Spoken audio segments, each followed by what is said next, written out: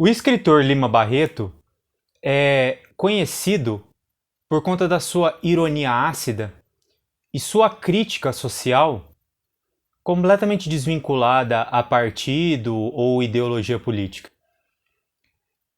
Ele fez o seu nome dessa forma. E a sua literatura, ela se torna uma boa literatura muito por conta dessas características. Além de que, obviamente, como romancista, ele sabe contar uma história e sabe desenvolver muito bem não somente a história, mas os personagens. E isso a gente vê desde o primeiro livro do Lima Barreto, que é Memórias do Escrivão Isaías Caminha, que, na verdade, é um livro meio ficção, meio autobiografia, que ele mistura muito as duas coisas, né? Então eu vou falar um pouco sobre esse livro hoje. Para analisar esse livro, eu quero sair um pouco do clichê que normalmente a cátedra entrou ao geralmente analisar o livro Memórias do Escrivão Isaías Caminha, onde eles tratam e abordam o livro a partir da questão do racismo no Brasil, e desenvolve esse tema exaustivamente.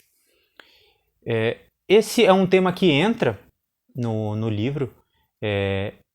Isso é algo que o Lima Barreto sofreu, racismo, mas eu acredito, eu julgo que esse é um tema bem secundário do livro.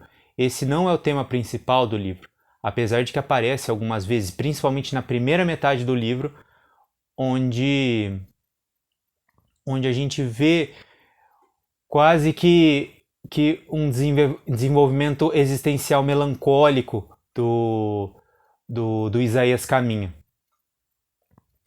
E falando um pouco em linhas gerais sobre a história, do que se trata a história, Memórias do Escrivão Isaías Caminha, o próprio Isaías Caminha está escrevendo as suas memórias de como ele foi parar no Rio de Janeiro. Ele era um sujeito do interior, um sujeito pobre do interior, que tinha sofrido uma forte influência do pai. O pai é um sujeito inteligente, um sujeito apegado aos livros, e ele, por essa influência que o pai exerceu sobre a vida dele, ele também segue pelo mesmo caminho. Na escola ali no interior, ele é o melhor aluno, sempre recebendo elogios, sempre recebendo as melhores notas, sempre se empenhando muito e acreditando que o estudo o levará a lugares mais altos socialmente. Essa é uma crença comum até hoje, né, na nossa sociedade, que estudando muito você vai galgar postos na sociedade. Então, por conta, depois de muita insistência de familiares e amigos, ele acaba decidindo ir para o Rio de Janeiro, ganhar a vida no Rio de Janeiro. E ele pensa, bom, já que eu fui tão dedicado aos estudos, não somente isso, eu tenho uma certa inteligência, não vai ser difícil vencer no Rio de Janeiro. Mas ele encontra uma série de dificuldades. Ele passa a viver num hotel, numa espelunca, na verdade, não consegue emprego, tenta de tudo, não consegue emprego, sofre também com racismo, porque ele era um sujeito mulato, principalmente na cena onde há um roubo ali no hotel e desconfiam justamente dele, né, porque por conta da cor da pele dele, e ele se sente muito humilhado nessa situação. Ele até tem uma descrição que ele fala: se eles soubessem o tanto que eu estudei, o tanto que eu li, será que eles me tratariam da mesma forma? Será que eles simplesmente julgariam olhando pela cor da minha pele ou coisa do tipo? E chega até um dado momento que o Isaías começa a passar fome. Ele não consegue emprego de jeito nenhum e está numa situação lamentável, quase de mendicância ali no Rio de Janeiro. E ele percebe que tudo que ele estudou, todo o esforço dele, não valia de nada naquela cidade. Ele era só um menino pobre, mulato do interior, um pouco ingênuo ali para a malícia da cidade grande, né? Até é interessante essa primeira parte do livro, porque essa primeira parte do livro realmente não parece o Lima Barreto que a gente conhece, que a gente acostumou a ler, né? Com aquela crítica mais ácida, aquela ironia. Aqui a gente vê um personagem muito introspectivo, a gente vê o desenvolvimento da psique dele indo para um estado melancólico, depressivo. Mas a partir da segunda metade do livro, a gente tem uma reviravolta. Por quê? Por conta de um amigo que o Isaías Caminha fez, ele consegue um emprego no jornal chamado O Globo, que fazia referência, na verdade, a um grande jornal ali do Rio de Janeiro, na época, né? E aí a gente já vê uma segunda parte do livro e algo totalmente diferente. Algo que veio a ser o Lima Barreto, que é uma ironia ácida, onde ele critica toda a estrutura do jornal. Não somente todos os jornalistas ali da redação, todos que compõem, né, a redação, mas praticamente a imprensa enquanto instituição, que ele chama de o quarto poder, porque ela é tão poderosa que ela consegue destituir e colocar ministros. Quiçá consegue destituir e colocar presidentes. E a gente vê que, de certa forma, a imprensa até hoje tem essa força. Ela consegue minar o prestígio de quem ela quiser. Então, o Isaías Caminha, ele descreve a sua vida ali na redação, que na verdade sua função ali é simplesmente ser um ajudante geral, né? O que chamaríamos hoje de office boy, né? Ele faz de tudo ali na redação. E a gente vê que ele sofre preconceito ali na redação, mas já é um preconceito diferente. Não é um preconceito racial. Não é porque ele é um menino mulato ali da redação. É por conta do cargo dele. É porque ele está no cargo mais baixo ali da redação, então ele não merece respeito nenhum, de ninguém ali, de nenhum jornalista, desde do jornalista mais chinfrim, que só fala sobre crimes passionais e esportes, até o crítico literário ou o analista político. Todos o tratam mal. Até mesmo o amigo que colocou ele ali na redação trata mal também, trata ele como se fosse um serviçal. E a gente percebe a enorme corrupção. Essa é a única palavra que dá para descrever a redação daquele jornal.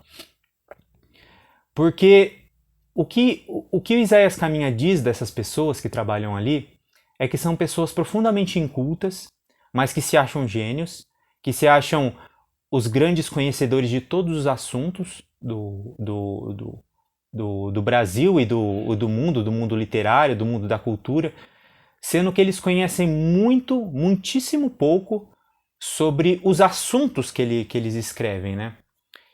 A gente vê esse tipo de desenvolvimento também até a gente analisou o conto O Homem que Sabia Javanês. É o mesmo princípio. São pessoas que sabem nada ou muito pouco sobre um assunto, mas que, por conta de uma linguagem talvez até um pouco rebuscada, conseguem enrolar o leitor, né? Com isso. E o jornal tem um prestígio muito grande, na verdade. E passa a vender cada vez mais. Até tem uma estratégia de marketing do diretor do jornal que ele fala assim: eu não quero mais que vocês escrevam perfeitamente, sem erros de gramática, nada. Eu quero que vocês escrevam o mais simples possível, para todas as pessoas entenderem, para ele poder vender mais o jornal. Até tem um gramático ali dentro da redação que reclame e tudo mais, mas no fim das contas todo mundo aceita, né? Porque todo mundo depende daquele emprego, né? Um exemplo até curioso dessa questão da falsidade dos jornalistas e dos analistas políticos, etc., é que tem uma cena onde um jovem poeta leva um livro até a redação e é o Isaías que recebe esse livro. Ele quer deixar o livro ali para ele poder ser apreciado pelo crítico literário e para ele poder, se assim achar que deve, escrever uma resenha sobre o livro, né, do poeta. Para, enfim, ele começar uma carreira literária e tudo mais, né? O Isaías aceita, deixa na mesa do crítico literário, mas ele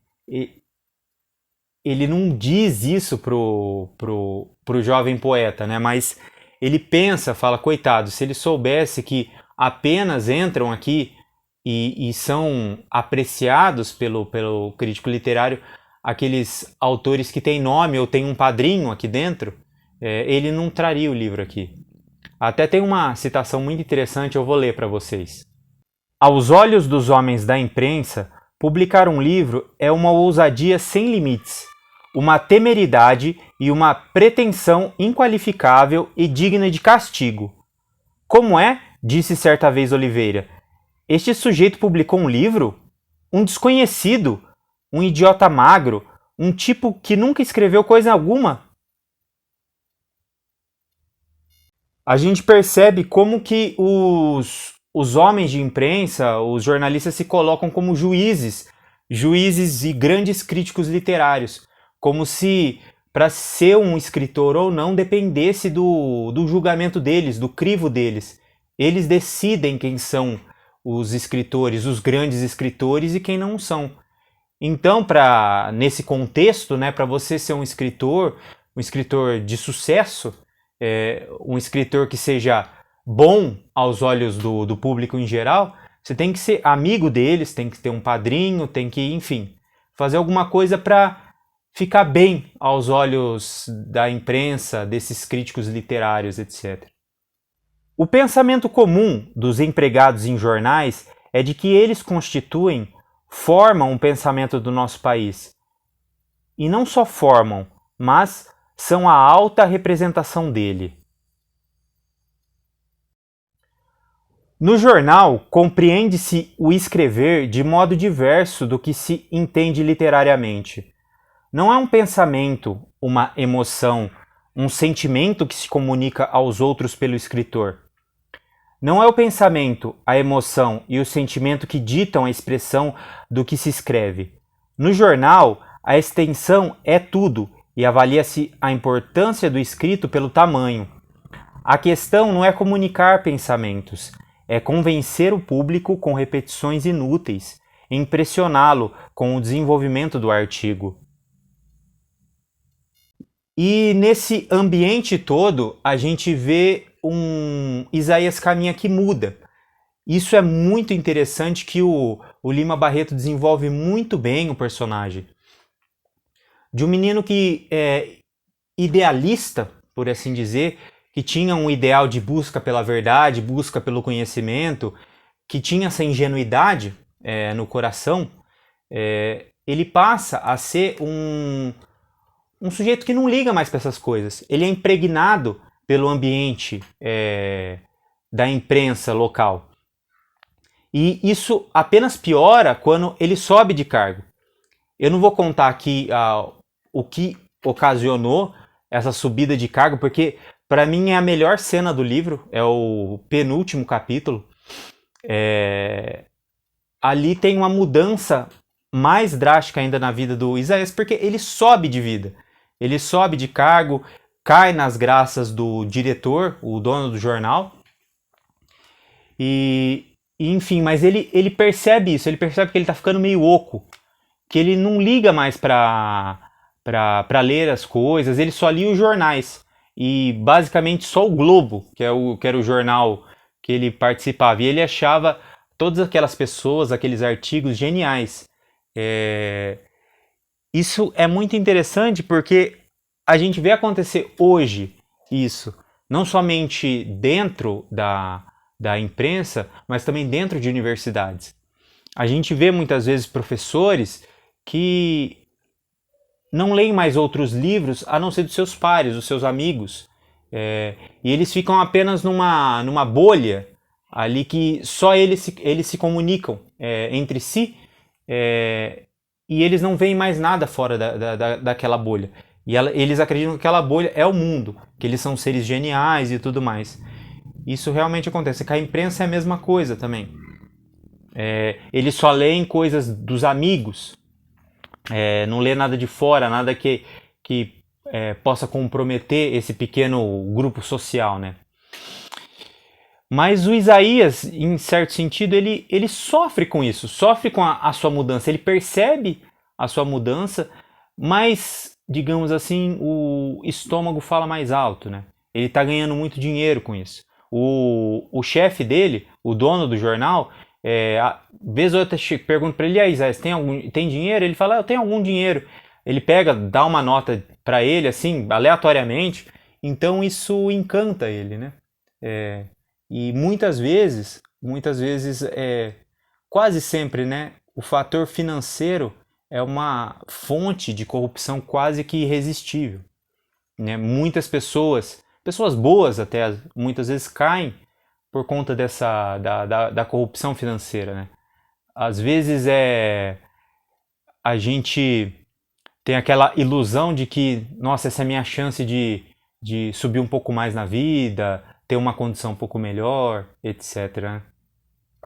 Mas a gente percebe esse sofrimento bem no finalzinho do livro, lá quando ele está conversando com uma acompanhante, por assim dizer, e que ele diz o seguinte, eu vou ler para vocês. Em vão ela me fazia falar. Respondia-lhe por comprazer. Lembrava-me de que deixara toda a minha vida ao acaso e que não pusera ao estudo e ao trabalho com a força de que era capaz. Sentia-me repelente de fraqueza, de falta de decisão e mais amolecido agora com o álcool e com os prazeres. Sentia-me parasita, adulando o diretor para obter dinheiro. As minhas aspirações. Aquele forte sonhar da minha meninice eu não tinha dado as satisfações devidas.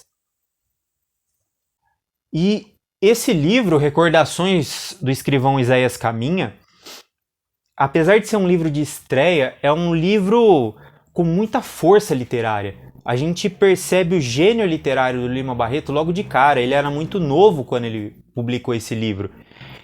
Mas foi um livro, assim, como eu disse, um pouco autobiográfico, um pouco ficção. E claro que as pessoas perceberam que ele estava falando do grande jornal do Rio de Janeiro. E da imprensa em geral, na verdade, né? Porque ele trabalhou num jornal no Rio de Janeiro. Nesse grande jornal que ele critica e coloca esse nome fictício de O Globo, né?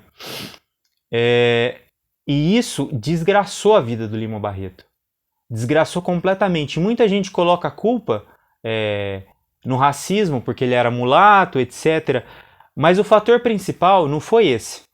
Foi que o Lima Barreto ele fez uma crítica muito dura à própria imprensa. E muitas portas se fecharam para ele.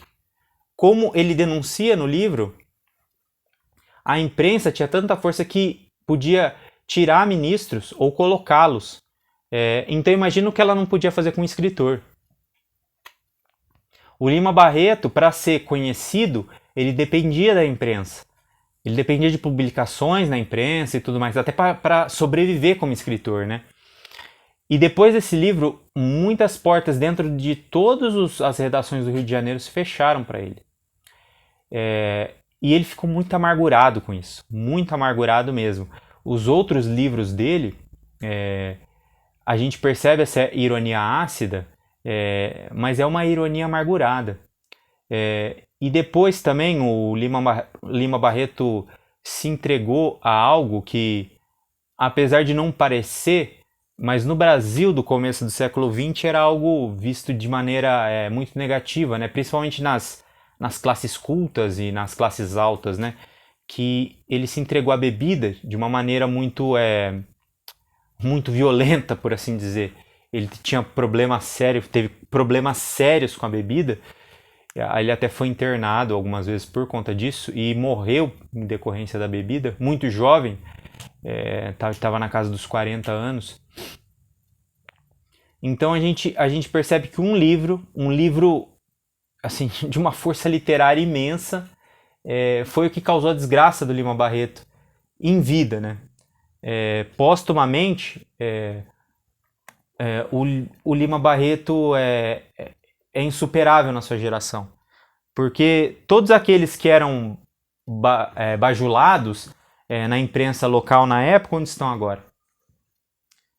Sobrou apenas o Lima Barreto com toda a força literária dele, porque esse tipo de coisa, o gênio literário, ele sobrevive. Se a pessoa tem um gênio literário e produz uma obra de gênio, essa obra sobrevive. O Machado de Assis, por exemplo, teve mais sorte que o Lima Barreto, né?